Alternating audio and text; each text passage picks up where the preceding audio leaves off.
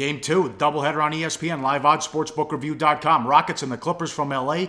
Clippers 1.5, 232 the total. Rockets kept up their pace against Indiana, but they couldn't make a shot. It was 18-2 early. Rockets just shot 36% from the field. Starters shot 32%, 3 of 27 from 3, but they still scored 108 points, Teddy. I mean, nobody could make a damn thing.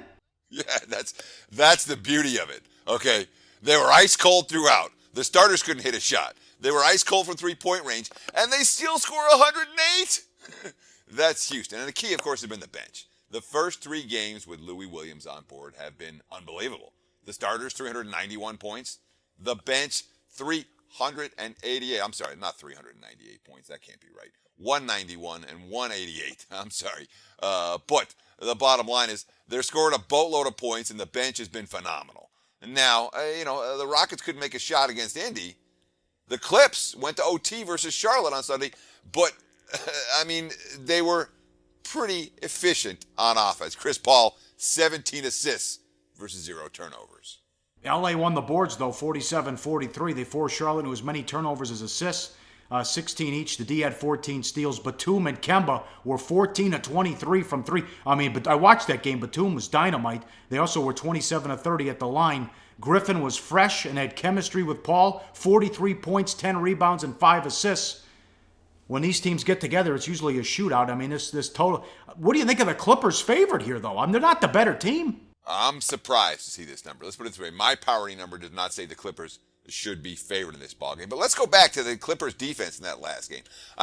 When Batum and Walker go 14 of 23 combined from three-point range, and the Hornets go 27 of 30 to the free throw line, and LA still wins the game, that means they're doing something right, no question. And of course, we've got the 2 Clippers in Blake Griffin and Chris Paul, both of whom have dealt with injuries again this season. But the fact is, when you deal with injuries all year and you miss extended time, you come back, you find a rhythm, and you're fresher than everybody else.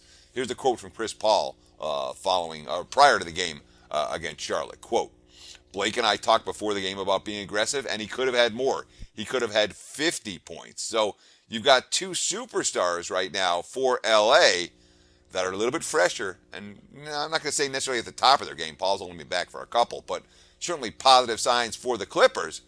But, yeah, you're right. My power number does not have LA as a favorite in this game.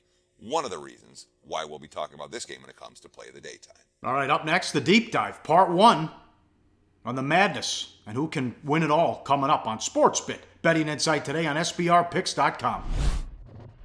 Research before you bet. Be sure to check out SBR Picks for the best game predictions, breakdowns, and much, much more. Hey guys, for the full video, go to SBRpicks.com.